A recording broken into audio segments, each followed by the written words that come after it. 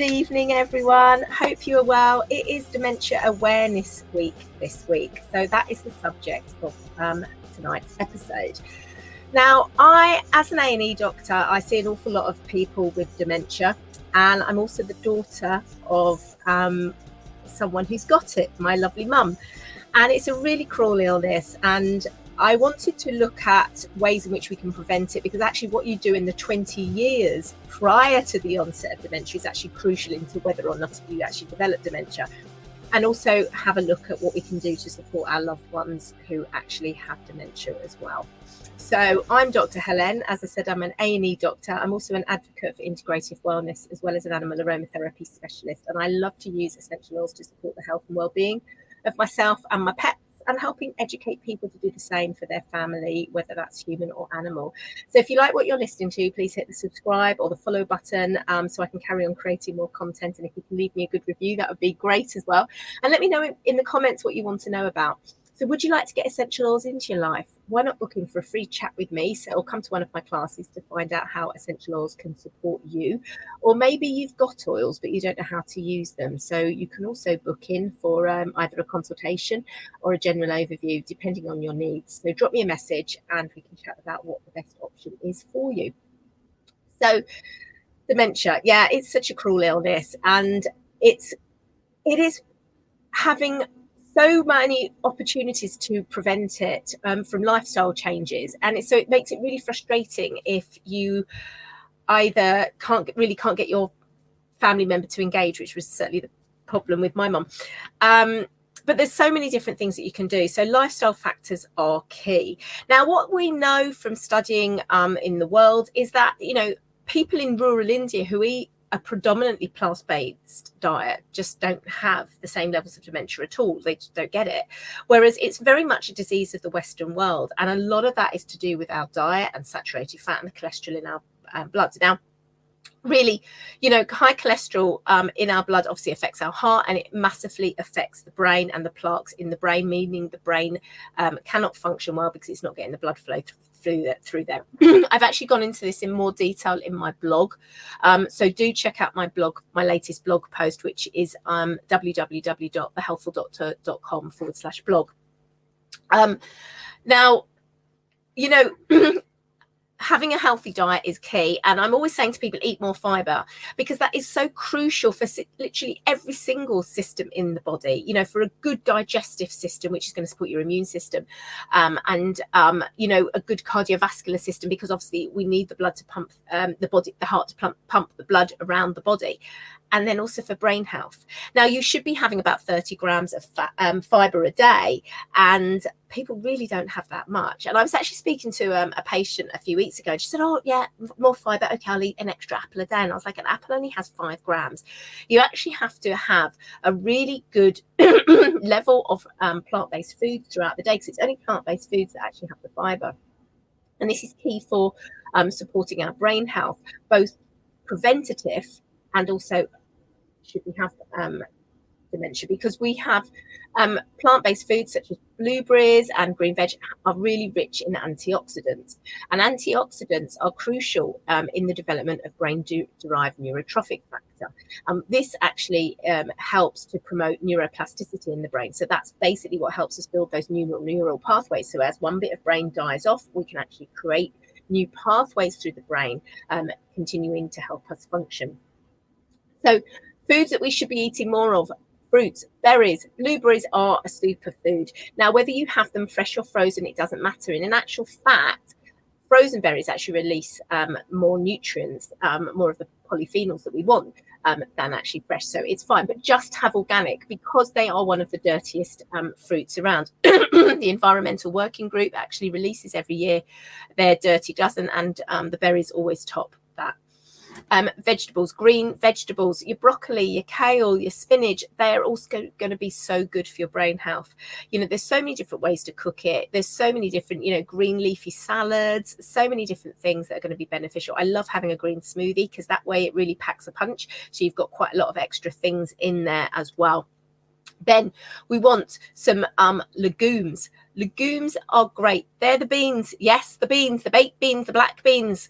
And I actually just did a live and a podcast on the digestive system, about digestive enzymes, actually, which if you are someone who suffers when you eat beans, do have a listen to that, because there's some tips in there that will help. But they are really crucial as well. And then also whole grains. So your oats, your wheat, loads of different whole grains that you can have. But you want it like the brown rice. Yes, it's all those things that perhaps you're not so keen on, but it's all really going to help massively support your brain, because it's going to support everything in your body. So it's going to be absolutely crucial. Then exercise. Exercise is fantastic, because not only is that good for the cardiovascular system as well, but it's also good for relieving stress and anxiety. But also, if you are taking part in exercise, it might be that you're involved in something community driven, and social interactions are really key as well to maintaining good brain health. And that's something that if you are have a relative that's older, if you can encourage them to engage with something community driven, that will be really beneficial. Now, obviously, it's been very difficult with COVID, and I was really shocked to discover in Suffolk, where my mum and dad live, that actually Age Concern actually haven't got the funding for community-based projects, which is a real shame. So there isn't anything going on there. But if you're lucky enough to live in the city, there is community things to go on. And even if you just can take your loved one out for something to do, or engage with them on the telephone, just different things like that will really help. But it's really good to keep moving, and it's actually been found that aerobic exercise is actually the most beneficial for supporting the brain health. So you can still do yoga, and there's different types of yoga that can help. So something that actually makes your heart rate go a bit faster is crucial. But a good brisk walk, running, swimming, anything like that is going to be really beneficial for supporting your brain. And then obviously, as we age, supporting our movement as well, but also supporting our brain health as well. And also, if I'd lived in Suffolk, I would have loved to have been able to take my mum to yoga or something, because I think learning new things is really key as well. And I'm going to go over that in a bit more detail, but it's certainly that social interaction is so beneficial. Reduce stress. Absolutely crucial. And it's very hard. We do live in a very stressful environment. And this is one of the reasons I'm often saying, supplements are beneficial, because we don't get all the nutrients in our food because of soil fertility, but also because of the stress that we're under as well, both environmental and what's internal to us as well. So having ways to unwind, setting some goals, so setting some targets, so that you're not, you have downtime at night, read a book, chill out in front of the TV, don't eat work while you're eating and things like that, or eat while you're working. Chill out, read a book, go and have a break, go and have a coffee with someone. It's all these little things are really beneficial to do, and just having that downtime, meditation, yoga, using essential oils to relax and support you. So I've always got my balance blend handy. I have this at work. I have my diffuser going. I always have the diffuser on in the house. I've got one up here. I've got everywhere in my room. Every room has a diffuser. My camper van has 3. Not that I use them all the time in there, but I have one outside and things. But so essential to put those calming oils in. So things like adaptive balance. The citrus oils are particularly good for supporting brain health as well, and relaxation. And then stress. So sleep, so vital. Sleep has also been found to be a massive risk factor. And if you are someone in your 40s or 50s who is struggling with your sleep, then it's a significant risk factor for developing dementia 20 years later. So that's, I think, pretty scary. So really essential that you take part in, you do take stock of getting good sleep. And I actually run a sleep course, and I'm not just trying to flog that, but it's a sleep course that's been designed by myself, my paramedic friend, Sabrina, my intensive care nurse friend, Wendy, and my friend Jerry, who's a physio turned nutritional therapist. So it's come with a lot of education there. And sleep's really crucial to supporting your brain health, because it's how you rest, how your brain rests and switches off. And when your brain is relaxing, it can then heal. And I'm sure we all feel a bit muggy headed when we haven't had the sleep that we need, and so obviously that can have a massive knock-on effect as well. And then optimize your brain health. So this is crucial throughout life. Don't stop learning. Keep learning things. Now, Louise Hay, who was the founder of Hay House, and she was still learning to do things and going to dance classes into her sort of late 80s and 90s. And it keeps us healthy in our brain. So never stop working. And it's funny because I was on I've just started year one of a dog behavior course. I've just nearly finished year one. And, it's quite a few people on a comment were saying, oh, I'm in my 50s, do you think I'm too old to do this course? It's like, no, do it.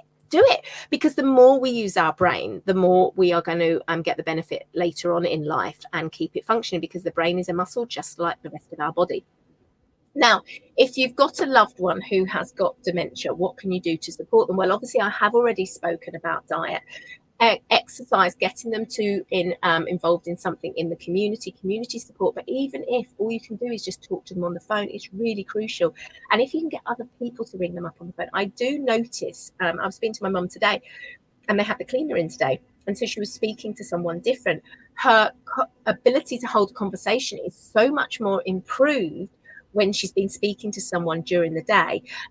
That's not me. I really notice it. And other things that have been really beneficial for her, diffusing lemon oil. So Mum forgets now she has dementia, and even before she had dementia, she wouldn't talk about it because I think she felt embarrassed and she just refused to acknowledge there was a problem. So it was very difficult to get her involved in doing stuff. So I get her to diffuse lemon. I started off saying, it's very good lemon, it's going to keep you healthy, because you've got COVID all around it. But it wasn't that. It was just really to support her mood, and also sort of support brain health as well. And it's really good for supporting cognitive function. So lemon oil, but there's other essential oils as well. I'm going to be talking about that more in my class that I've actually got on Friday. So that's this Friday, May the 20th. So if you listen on the replay, it will be available as a replay as well, the class. And I'm going to be going into nutrition in far more detail. I'm going to be going into exercise in far more detail, relaxation and sleep in more detail. And we're also going to be looking at some essential oil recipes as well to help keep your brain functioning, and what to do for stress and sleep and everything. So it's going to be far more in depth. But also, if they are getting agitated or needing some calming, and in actual fact, really sadly, aggression manifests a lot in dementia. And, as working as a doctor in A&E, I can't even begin to tell you the amount of times I've had families bring their loved one in with dementia because of aggression. And it's so sad because they are mortified that they're having to bring their their loved one in who is being aggressive in the department, and we've often had to get security and things like that. So they're so embarrassed about that, and they feel so bad because they can't cope. And if you are someone who's going through that, there's no shame in it. We are not judging you. We are not judging your loved one, because we all know that this isn't who they are. This is just a manifestation of their illness. And we also appreciate how hard it is for you to cope. So do not feel that you're alone. And if you are sat at home wondering how you're coping, do reach out to your GP. There's lots of different organisations like, Alzheimer's. UK is very, very good, and it doesn't have to just be Alzheimer's that they help with. There's lots of different types of dementia. The most common are vascular and Alzheimer's and Lewy body. But, do reach out for help, because it's really difficult to help. But certainly essential oils, diffusing lavender can be really helpful. And there was a study done in Japan where they diffused lavender as well as sort of lemon, and found it really soothing and calming to support someone who is displaying some aggressive tendencies. So really great there. And obviously, making sure that you're caring for yourself as well is absolutely crucial, because it is really sad. I can't even begin to tell you the amount of times I've got off the phone with my mum and just felt so sad because I've not been able to have a conversation with her. And we had a really good conversation today. Today was a really, really good day. So we've been having stuff. And it's really funny because when I first got her diffusing oils, I could actually tell whether she had the diffuser on, because they sometimes wouldn't put it on till the afternoon. I was like, Mum, Derek, put the diffuser on. That's my dad did. And she's like, no, he's not put it on. And I could tell him to put it on because I could tell the difference. So there is lots of different things that can help. So, do check out my webinar that's on Friday. It's hosted on Facebook events. So it's at The Healthful Doctor is my Facebook page. And then you just go to events and it's there. But afterwards, it will still be there available as a replay. So do check it out. And like I said, we're going to be going in far more detail into nutrition, more detail into exercise, stress reduction, sleep, and also optimizing brain health, and actually looking at how to support people with dementia as well, and just looking at optimization of brain health as well. Make sure you keep doing those Wordles as well, because they're great. I'm loving those Wordles, but it's great fun, and Sudoku and things like that. So some other extra tips for you. So do let me know in the comments anything else you need help with, anything you would like me to cover. If you like what you've heard, please leave me a review. I'd be really appreciative. And if you're listening on my podcast, thank you very much. It's new. It's available on Spotify and Google now, and also via my website as well, which is www.thehealthfuldoctor.com/podcast.